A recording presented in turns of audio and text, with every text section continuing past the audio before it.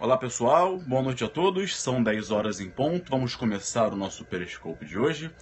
Hoje o nosso Periscope, professor Ailton Zucchi, que bom que você veio, que alegria tê-lo aqui, presença do grande mestre Ailton Zucchi, professor em Brasília.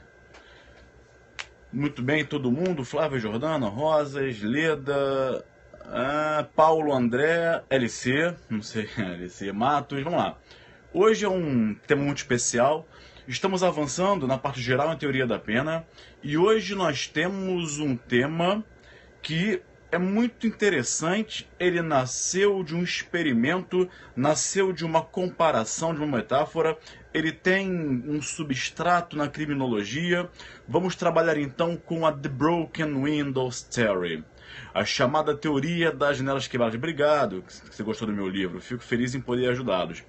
Essa teoria das janelas quebradas, inclusive, eu trato dela no meu livro de leis especiais para concursos da Juspodium, dentro da lei de crimes hediondos. Lá no comecinho da lei de crimes hediondos, eu trato dessa lei. A teoria, amigos, da janela quebrada, das janelas quebradas, livro sempre é melhor que chocolate. Sempre. Tem um pessoal aí que quer estragar o meu café, só quer um chocolatinho, não fala assim, só quer um acompanhamento pro café? Eu falei, quero. Qual o chocolate? Chocolate eu não quero, vai estragar meu café. Muito bem. Boa noite a todos. Dia de muita alegria, tema muito legal, tá bem? Vamos lá. Posso começar? Todo mundo aí presente, pessoal entrando. Vamos manter o nosso clima de sala de aula, o nosso clima acadêmico, o nosso clima de silêncio para que todos possam usufruir desse momento de concentração, de foco. Vamos focar, tá bem? Vamos lá. Teoria, portanto, das janelas quebradas. Vamos começar. Então agora, por favor, pedir a todos silêncio. Vamos lá, todo mundo. Vamos lá. Vamos até 10h30. Vamos até onde o tempo der, depois abro para perguntas, como eu sempre faço com vocês. Essa teoria nasceu em 1900, galera. Vocês são mó barato. Vamos lá, todo mundo. Essa teoria nasceu, amigos, em 1982. Ela foi elaborada por dois professores estadunidenses. O primeiro era um cientista político chamado James Wilson, e o segundo era um psicólogo criminalista chamado George Killing. Autores que eu, a partir de agora, chamarei de Wilson e Killing, para não falar James, Wilson, George Killing. Wilson e Killing. Eles criaram uma teoria chamada The Broken Windows Theory. Tradução, teoria das janelas quebradas. Muito bem. Esse trabalho é um texto que eles escreveram um texto originariamente com o nome comprido Broken Windows, The Police and Neighborhood Safety, publicado na revista chamada Atlantic Monthly em março de 1982. Então, para você que pensa que, não é uma novidade, que isso é uma grande novidade, isso já tem mais de 20 anos. Enfim, muito mais de 20 anos. Essa teoria ganhou esse nome porque os dois autores, Wilson e Killing, criaram a imagem de janelas quebradas para tentar explicá-la. Como assim, Gabriel? Eles tentaram estabelecer, com essa teoria, uma relação entre desordem e criminalidade. Então analisaram a relação que existe, eu vou repetir, a relação que existe entre a desordem e a criminalidade. Será que a desordem provoca a criminalidade? Será que a desordem de alguma forma vai influenciar na criminalidade? Seja uma criminalidade leve, e será que essa criminalidade leve, ela se tornará grave? Bom, segundo esses autores, se uma janela de um prédio, imagine um prédio, se uma janela de um prédio fosse quebrada por qualquer motivo, alguém jogou uma pedra, enfim, se ela não fosse imediatamente consertada, né, as pessoas que passariam por aquela localidade verificariam e concluiriam o quê? Ora, se eu passo por um prédio e vejo uma janela quebrada, No outro dia, passo por aquele prédio de novo. Vejo a janela quebrada. Eles concluiriam que ninguém se importava com uma janela quebrada. Se ninguém se importava com uma janela quebrada, em pouco tempo, as pessoas começariam a quebrar as demais janelas. Mas, Gabriel, para Wilson e Killing, por que as pessoas começariam a quebrar as demais janelas? Porque elas constatariam que ninguém se importava com uma janela quebrada. Então, a partir dali, todas estariam quebradas. Por quê? Ninguém cuida. Se ninguém cuida, é porque ali estaria estabelecida, criada a desordem. E isso levaria ao aumento de criminalidade. Aí, olha que legal, olha que legal. Olha agora que legal. Eu peço silêncio a todo mundo, por favor. O pessoal que está anotando está desconcentrando. Olha lá. Eles mencionaram nesse estudo, um experimento feito por Philip Zimbardo. Philip Zimbardo era um sociólogo de Stanford.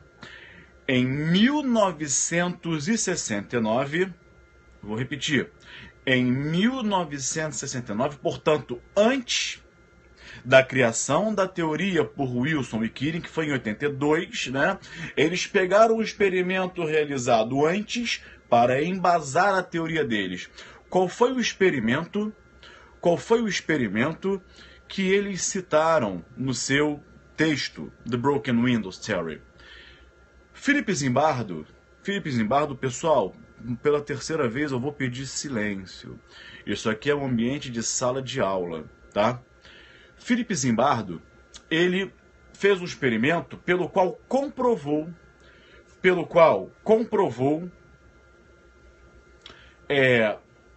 que estavam corretos. Comprovaram, falaram, ó, a nossa teoria de Broken Windows é correta. Vou citar um experimento feito há anos atrás que comprova que a nossa teoria está correta. Então esse experimento, ele veio para embasar a teoria de Wilson e Killing. Eles citaram esse experimento para dizer, tá vendo? A nossa teoria é real e eu vou provar. Philip Zimbardo, em 69, ele estacionou 2 veículos em locais diversos. Ele pegou 2 veículos e estacionou-os com a capota, um capô levantado, com o motor à mostra. Muito bem.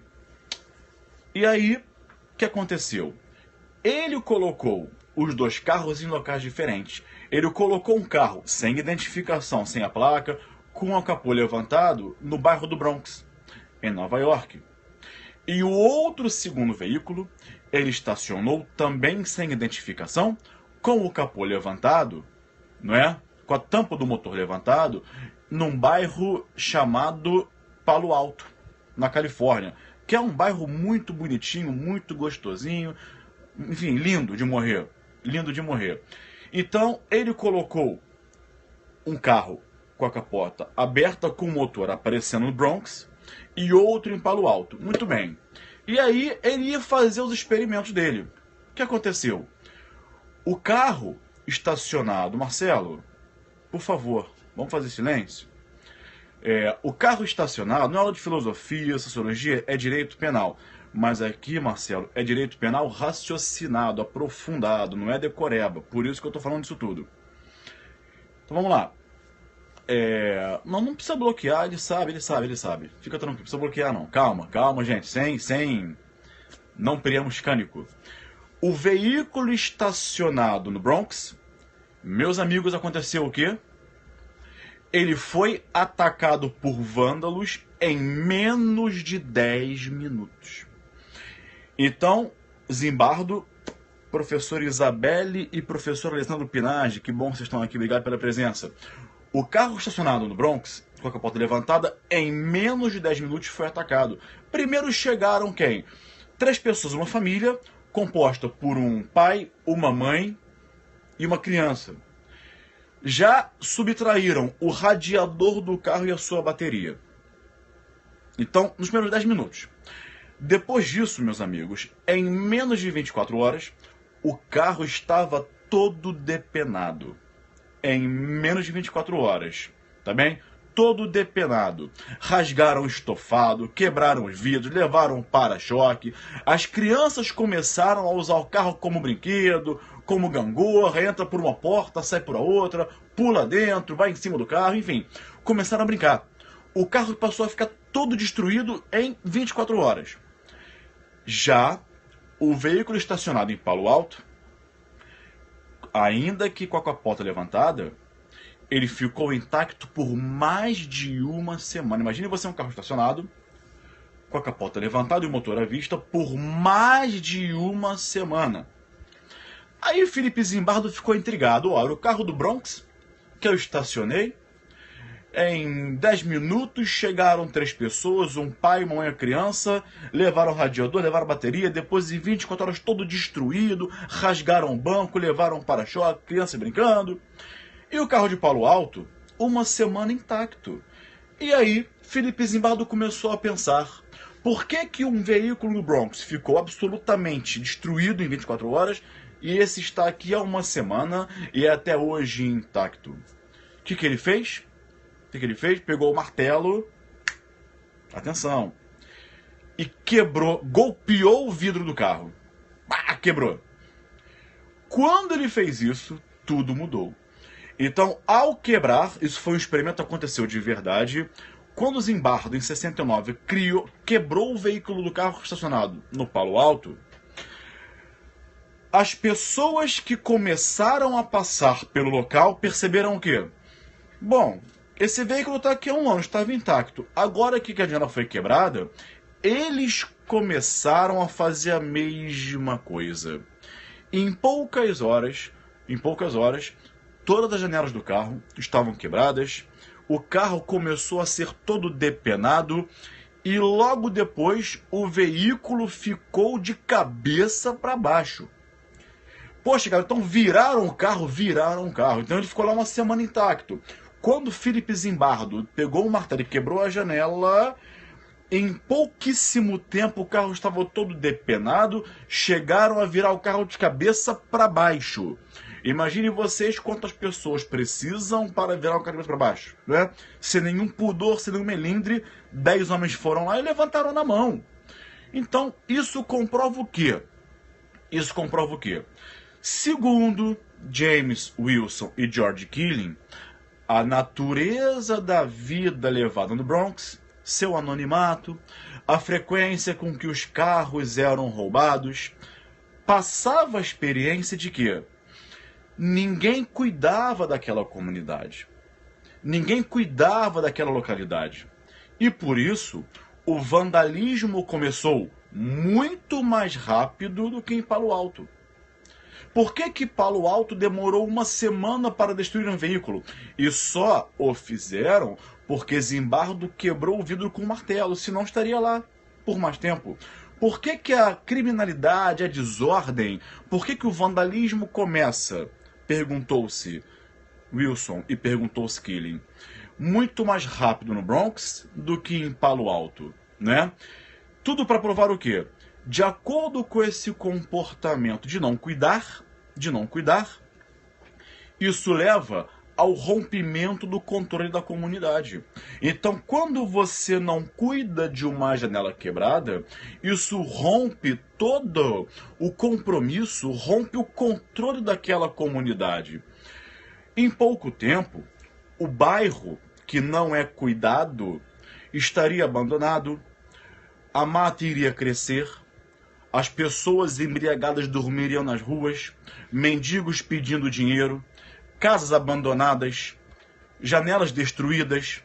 Os adultos deixariam de reprimir as crianças rudes e as crianças se tornariam mais rudes. As famílias de bem abandonariam aquela coletividade. O lixo seria acumulado nas ruas. As pessoas começariam a beber, não é? Nesse momento, já seria inevitável que naquela localidade que ninguém cuida, inevitavelmente, a pequena criminalidade estaria instalada. Tudo isso para provar o quê? Esse processo de que, Gabriel Cortez, um abraço, meu amigo, que bom que você veio. Esse processo de ninguém cuidar seria semelhante ao processo pelo qual uma janela quebrada que não fosse imediatamente consertada resultaria em várias janelas quebradas. Tudo bem? Naquela localidade, os mendigos começariam a perder dinheiro, não é? Os ladrões acreditariam que as chances de serem presos ou identificados seriam reduzidas, não é?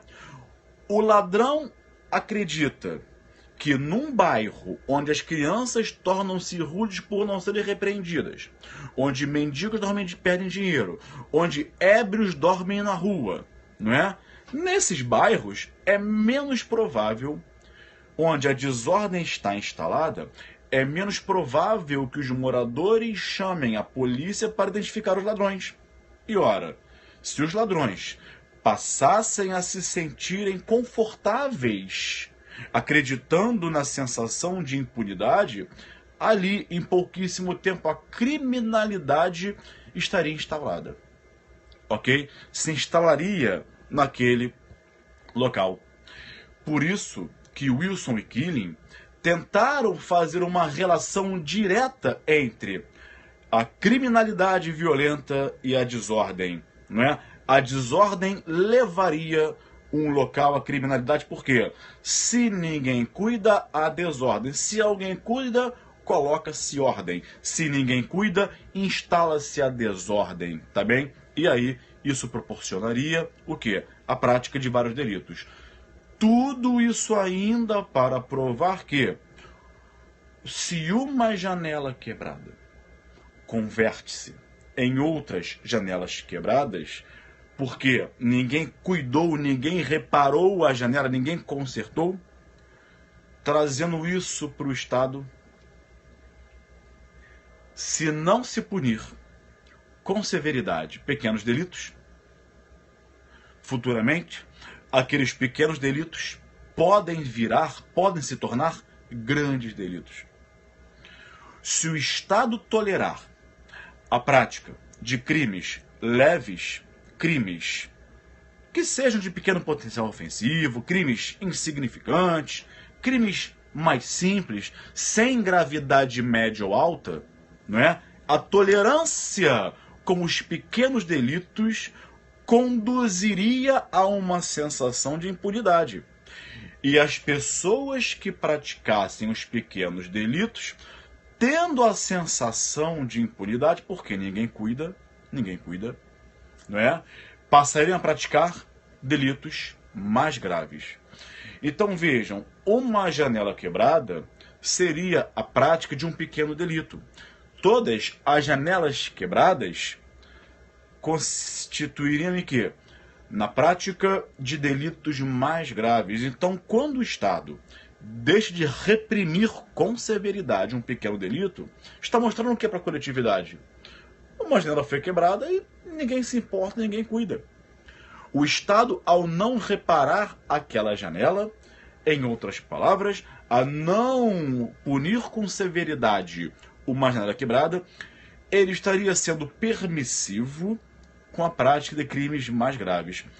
Então essa teoria, ela veio para, como eu disse antes, estabelecer uma relação de causalidade, uma relação de causa e efeito entre a desordem e a criminalidade.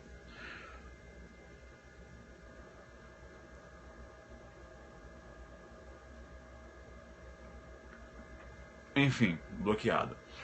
Aí, meus amigos, trazendo para o nosso dia a dia, sinteticamente, vocês acreditam nisso?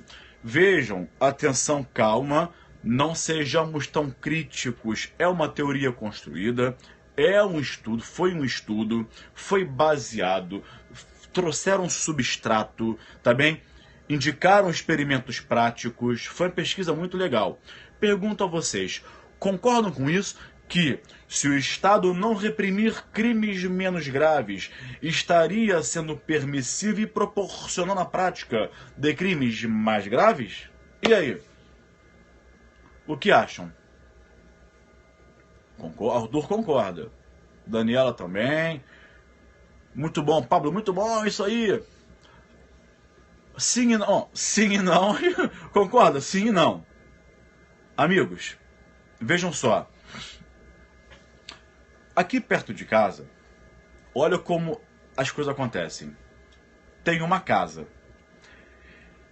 Essa casa, atenção que eu vou falar, essa casa, ela é muito bonita, muito bem cuidada, todo ano o proprietário pinta, o muro é bonito e tudo mais.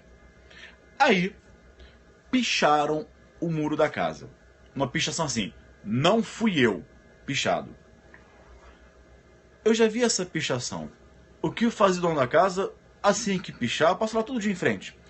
Quando pichavam, ele em 48 horas pintava de novo. Tá? E aí depois de um mês, eu fiquei só observando. Picharam de novo. O que ele fez? Foi lá e pintou. Em 2 dias. Picharam pela terceira vez. Coitado. Ele foi lá, lixou e pintou. Bulindo a casa. Na 4ª vez que picharam, eu não sei por que cargas d'água, ele não pintou. Na terceira comprou a espingarda. Ele não pintou. Derrubou o muro. Na 4ª vez que picharam, silêncio, gente, por favor. Ele não pintou. Deixou um mês sem pintar. Sabe o que aconteceu? Olha que engraçado. Olha que experiência interessante. Depois de um mês sem pintar, eu passei lá hoje de manhã e vi. Meus amigos, o muro estava todo pichado. Tinha essa e mais umas 4 pichações. Quer dizer, enquanto ele pintava, e não comprou a espingarda que alguém sugeriu, enquanto ele pintava, a pessoa pichava e ele pintava de novo. Mas era a mesma pichação. Quando parou de pintar, foram 3, 4 pichações. Será que os 3 ou 4 pichadores posteriores pensaram, bom, ninguém cuida, eu vou pichar também? Não sei. Não estou dizendo que sim, nem que não. Não é? Ou como disse alguém, sim e não. Mas o que me pareceu foi as pessoas, os pichadores que viram que foi pichado e que não foi pintado novamente, parece-me que passou para eles uma sensação de descuido. Eu não posso afirmar, eu não sei, tá? Mas a sensação que tive foi essa. Ora, quando ele parou de pintar, as pichações multiplicaram-se. Então, eu não sei, não posso afirmar, mas talvez eu faria um relatório disso e mandaria para o Wilson e Kira. Olha aí, ó, mais um substrato para a teoria de vocês. Bom, meus amigos, essa é a teoria. Para quem anotou, bacana. Quem não anotou, enfim, depois assiste na reprise. Eu trago essa teoria no meu livro, lá na parte da Lei de Crimes Hediondos, tá bem? E agora eu queria abrir para perguntas. Eu recebi a pergunta do Humberto, mas Humberto, sua pergunta era um pouco extensa. Você me desculpa, amigo, era um pouco extensa. E eu não soube muito bem encaixá-la na nossa explanação. Então você me desculpa por não transpassar, não triangularizar a sua pergunta, tá bem? Temos 6 minutos, perguntas. Vamos lá, perguntas. Caramba, peraí, gente, calma. Quem perguntou? Acho injusto, uma pena muito grave, né? Mas é que tá, olha só. Cuidado, não é uma pena grave para um crime leve. Vejam, a sua pergunta foi muito boa, todo mundo presta atenção. Mas não é de proporcionar, Gabriel, punir com pena grave um crime leve? O que o Wilson e Kirin preconizavam não era aplicar, você que perguntou, muito boa pergunta, não era aplicar uma pena grave para um crime leve. Não. A questão é, ao crime leve, aplica-se a pena combinada a ele. Só não deixe de puni-lo. Tá bem? Então, eles preconizavam a punição de um crime leve, tá? E não a punição mais severa do crime leve. E aí, até por questão de princípio da legalidade. Não se pode punir mais severamente do que aquilo que a lei estabelece. Não se pode extrapolar a lei, entendeu? Mais perguntas? Temos ainda 4 minutos. Vamos lá, vamos lá, vamos lá. Não a bagatela? Bom, para essa teoria, boa pergunta, Juarez. Wilson e Keeling, eles não fizeram nenhuma comparação com a bagatela. Eles não trouxeram a bagatela, atentem, nem como substrato da teoria, nem como consequência. Não disseram, olha, a bagatela é assim, então não pode ser. Então, à luz disso, não se aplica a bagatela. Não disseram isso, tá? Agora, isso nos leva a pensar o quê? Bom, se eu tenho que punir o crime, por mais leve que seja, com severidade, não é com mais gravidade, é com severidade, parece-me que eles talvez fossem contrários ao reconhecimento do princípio da insignificância. Tá bem? Mais perguntas? Vamos lá, mais perguntas. A corrupção sistêmica, Tiago, talvez seja exemplo disso? Pode ser. Não o exemplo disso, mas talvez, Tiago, ela trouxesse, boa pergunta, a sensação de impunidade. Sensação essa que hoje está acabando, né? Todo mundo sendo preso. Mas talvez trouxesse a sensação de impunidade. Alguém perguntou, Gabriel, a tolerância zero. A tolerância zero tem alguma coisa a ver com isso? Olha, não tem. A tolerância zero, ela é uma outra teoria, merece um outro periscope, não está relacionada com a The Broken Windows Theory. Ela até pode ter pontos de contato, tá? Mas não é uma consequência nem substrato. Há um ponto de contato sim. Mas a tolerância zero, ela veio para punir as chamadas incivilities, tá bem? Os pequenos delitos que eram praticados em Nova York, mas não tem relação direta com a The Broken Windows, tá bem? Vamos lá. É bom, agora a pergunta que não quer calar, é bom ou ruim defender isso em concurso? Olha, vai depender muito da sua banca. E aí a banca vai depender do examinador. Se o examinador for uma pessoa pró-punição, né, que acha que tem que punir de qualquer forma, e os crimes pequenos, que insignificância não existe, há autores que sustentam que não existe insignificância, por exemplo. Se você perceber que a banca tem esse viés punitivo, você pode demonstrar que conhece a teoria e sustentar a sua aplicabilidade, tá?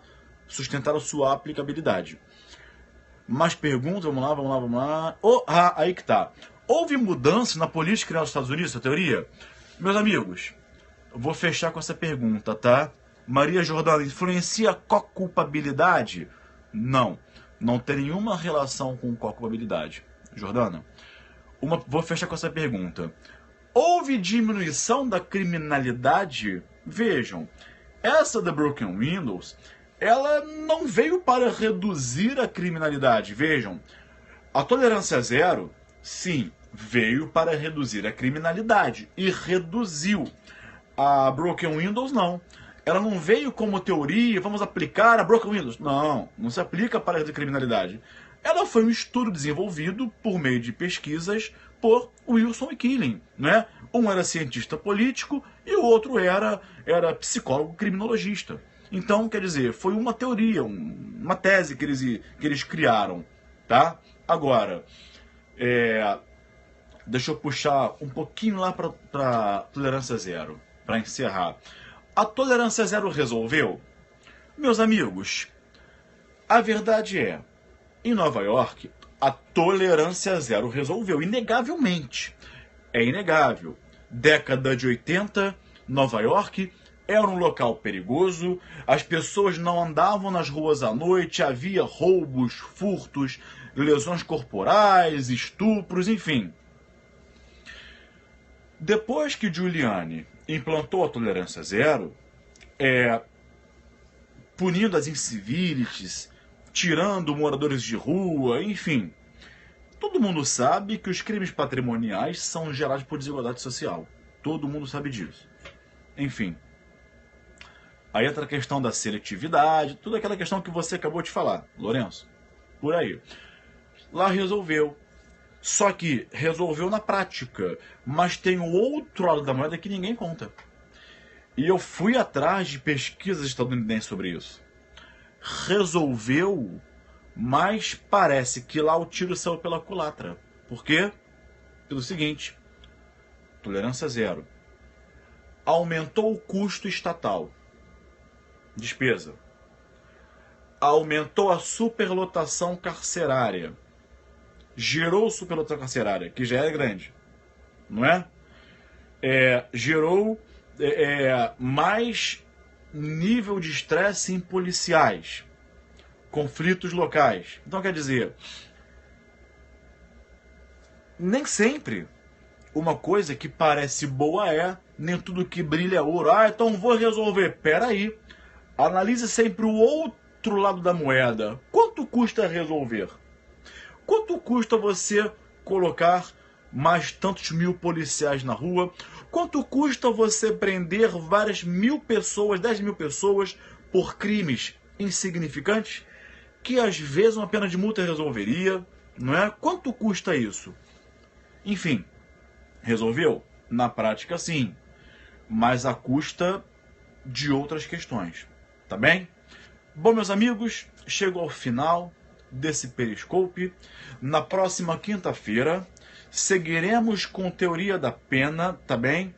Queria agradecer a presença de vocês. Na quarta-feira que vem eu vou divulgar o tema de quinta, tá? Perdi. Se você perdeu, vê na reprise depois, tá bom? Pessoal, obrigado pela presença. Um abraço. Até o próximo encontro. E tchau.